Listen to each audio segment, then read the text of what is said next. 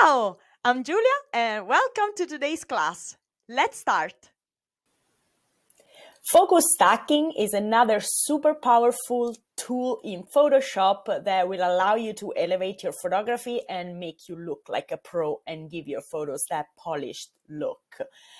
It's a super useful technique if you want to increase sharpness, increase depth of field. It does a lot of fun things, and it's almost automated in Photoshop. So there's really not much work to do. You just need to learn some fundamentals of focus stacking, when and why to use it.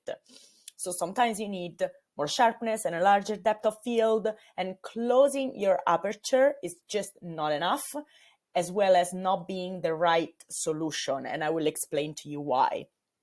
So that's why you need focus stacking. Sometimes your focus needs more focus. And so let's see when and why you might need this technique. So sometimes you need to increase the sharpness of your subject. Why? Because maybe, like myself, you're shooting for advertising, you're shooting for commercial clients, and they will expect you to produce high quality results. So they will expect you to know these kind of techniques. If you're shooting for social media or for your blog, it might not be necessary, but if you want to really produce high-end, high-quality photography, focus stacking is a technique that you need to learn. Product photography, we use this a lot, and it's, again, super simple. It's going to blow your mind, but it will really be a super useful tool in your toolbox. So when you want to increase the sharpness, when you want to minimize this diffraction at close aperture, this is a super important concept in photography. And I talk about this when I talk about lenses in our beginner course. What happens with lenses is that they have an optimal aperture that allows the lens to have optimal optical quality. Whoa, that's a mouthful. Meaning your lens will not create any diffraction and there won't be any defects around the lens, no distortion, nothing. And this optimal aperture is generally between 8 and 10. So f8 and f10. Okay, the moment you close your aperture to stuff like f16, f22, you're actually losing sharpness. I know it sounds counterintuitive. How is this possible? It's a thing. It's an optical thing. I'm not going to go into too many details here. It's a very techy concept, but this is what happens. So the closer your aperture, the less sharp your picture actually is. So if you want to increase that depth of field, closing your aperture is not the right solution because you lose sharpness. So what you should do is shoot at optimal apertures and then do the focus stacking thing. And this is what will set you apart from the competition, because not all photographers know this. And when your client is going to ask you, why is this image not sharp? And you're like, oh, why is it not sharp? I shot at f22. I don't understand. Ta-da, here's why. It's because f22 actually is less sharp than f10 or 11 or 16. This depends very much on the lens. So do some research, check your lens manual, and it will tell you exactly what the optimal aperture range it is for your specific lens. Again, when to use focus stacking, when you want to increase your depth of field without incurring into loss of sharpness. Or if you're shooting with natural light, for example, sometimes you can't really shoot at f16 because you don't have enough light coming into your camera. So like you mess up your exposure and stuff, then you need to take like a 20-second photo or something, which again, is not ideal in terms of quality. So sometimes you need to shoot a wider apertures to capture more light. And shooting at wider apertures, again, reduces the depth of field and the sharpness, which means you might need to use focus stacking to achieve a level of sharpness and depth of field that you want, as well as letting more light in. It's all a balance. Or if you're shooting macro, Obviously, with microphotography, the beautiful thing about microphotography is the shallow depth of field. However, sometimes you want to shoot microphotography and still retain the wider depth, a larger depth of field and enough sharpness.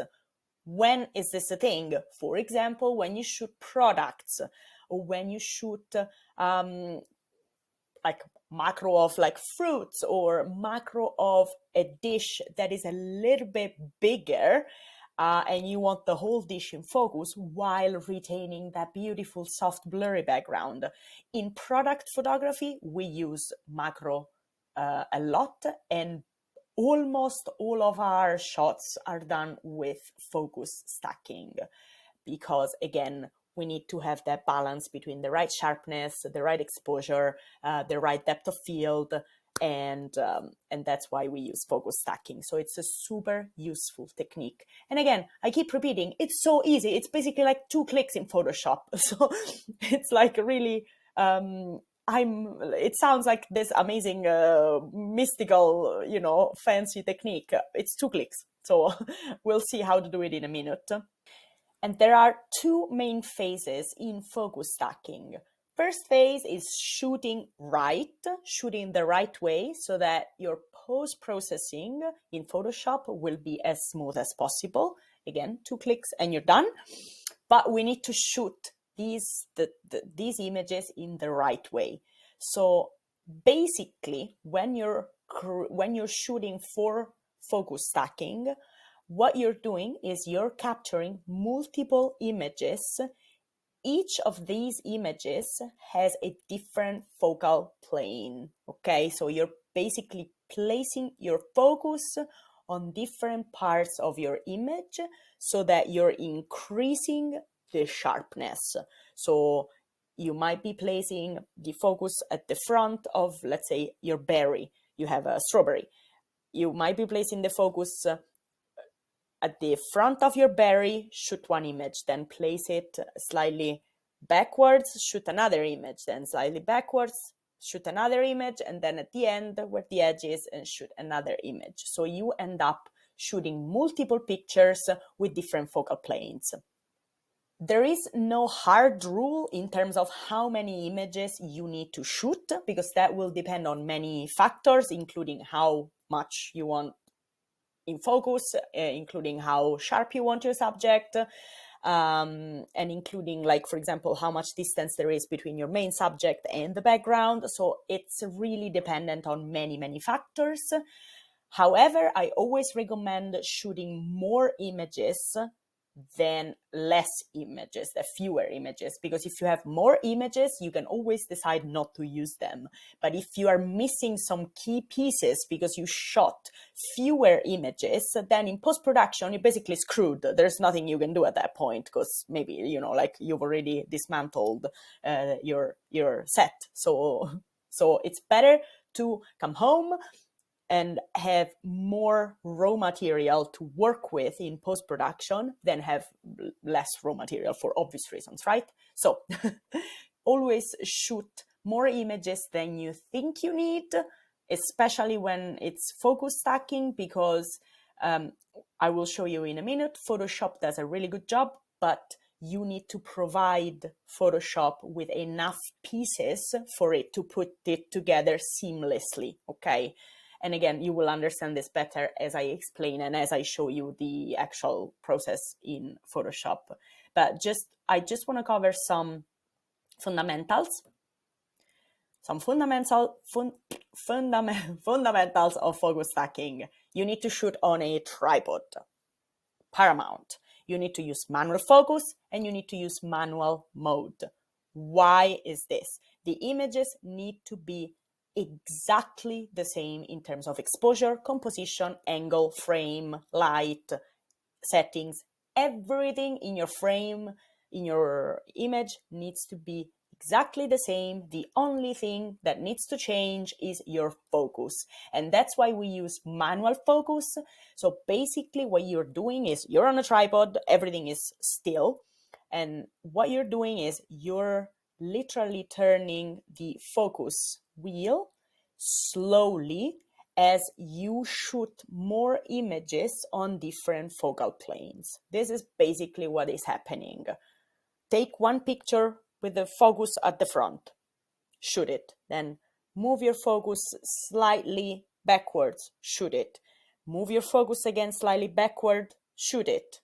Move your focus again, shoot. Move your focus, shoot until you have all the pieces that you need to patch that focus together. That's why it's called focus stacking. You're shooting multiple images at different focuses.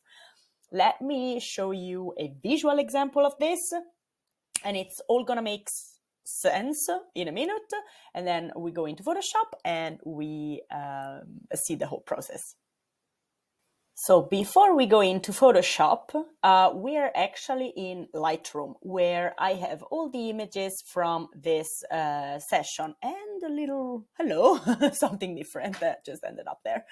I have all the images from this session. What I did is I went through these and I have selected the ones that I am going to use for my focus stacking, and I've marked them with a green color, which means now I can click on my green filter and ta-da, here I have all the images that I need for focus stacking.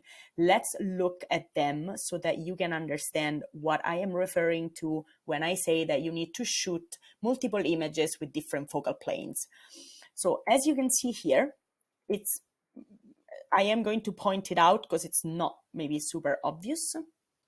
The focus here is on top of this guy, on it, on this, on this. These three chocolates here at the front. Then in my next image, you can see that the focus is shifted slightly backwards. So now this guy is in focus, the white chocolate is in focus, this curl is in focus, this chocolate lemon here is in focus.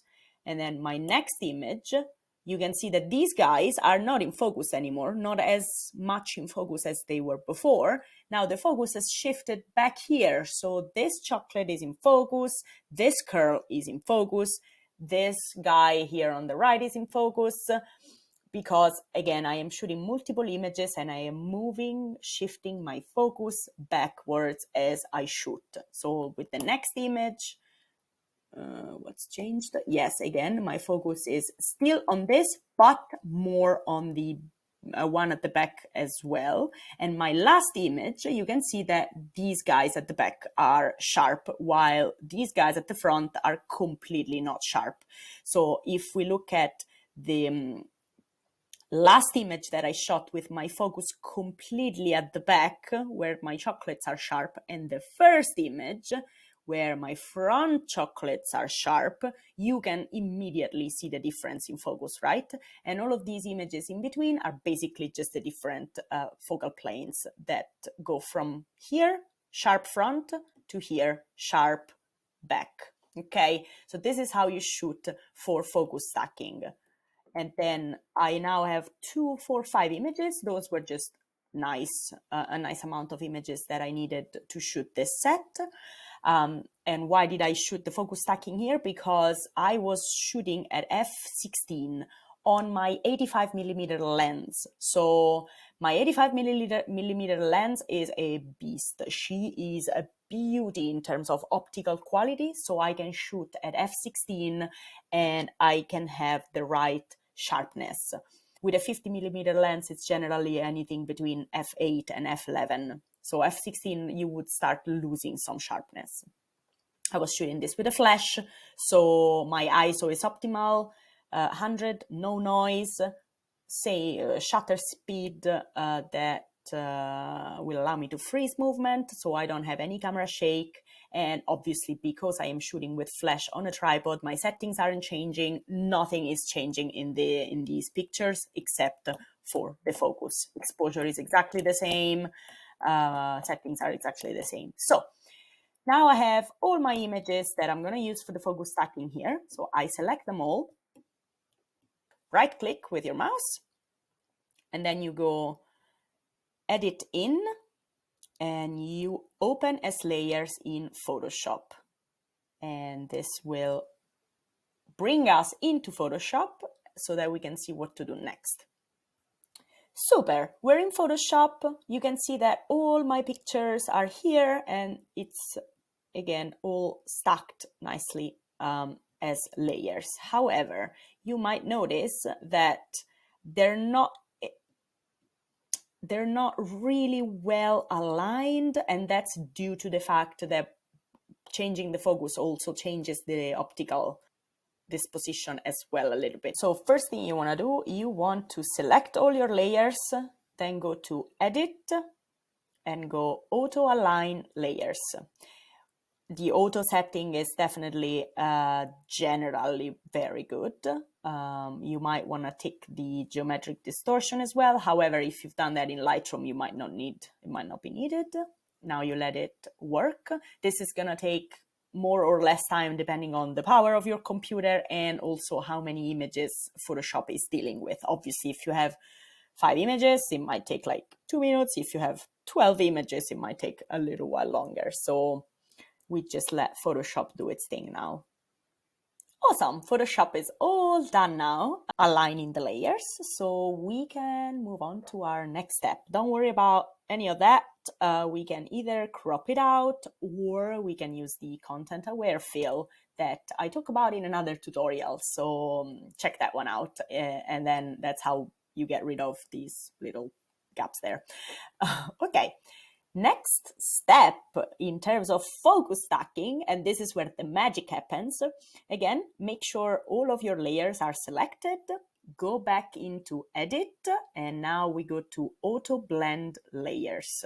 Here is where the magic of Photoshop happens. Basically, what Photoshop does here, it can recognize which areas of the picture are sharp, and it can blend it together seamlessly, creating masks and stuff. So you can also click content aware fill transparent areas so that it'll give those little edges there a chance to shine again. So let's see. Stack images. So this is what we want to do. We want to stack images. We want to have seamless tones and colors, and we want content aware fill transparent areas. We click OK, and again, this is going to take a little while, but this is often, if you've shot these images correctly, this is all you need to do. Photoshop is going to do everything else for you. You then don't need to manually adjust anything in this picture. It's working a little longer. Oh my God, look at this. Ta-da! So obviously here it didn't really do a perfect job. So we might need to adjust that with our clone tool or with the other content aware fill options. But let's not worry about that just yet. Let's have a look at the focus stacking magic here. So basically from the first image, what Photoshop did, it recognized that the part in focus was this one. So it masked all of the rest and it only took the sharp part of this image. And then again, it did the same with this other picture, closing in the gaps. And again, with this other picture, only took that, and it only took that part from this picture, and it blended it all together seamlessly to create this final picture. So now what happens here is the foreground is in focus, because this is where I started my focus stacking on this chocolate here. This is in focus, this is in focus, focus, focus, focus, focus, focus, focus, focus, focus, focus, focus. Everything is in focus. So we started from this, where my foreground was completely blurred and only my background was in focus. And we got down to this, where now all of the parts of my image are in focus. And that's focus stacking for you. As you can see, like 2 clicks, 1 click to align the layers and another click to blend them together, and we're practically done. If we wanted to be super picky, we could go in with the clone stamp tool and fill in these gaps, or if you're lazy, you can just crop them out. But focus stacking is a super powerful technique. My client was super happy with this picture, and so was I, because it made me look super good with them while taking literally almost virtually no effort, because Photoshop magic. So go out and experiment with this technique. So that's all for today. Thanks for watching, and I'll see you next time. Ciao!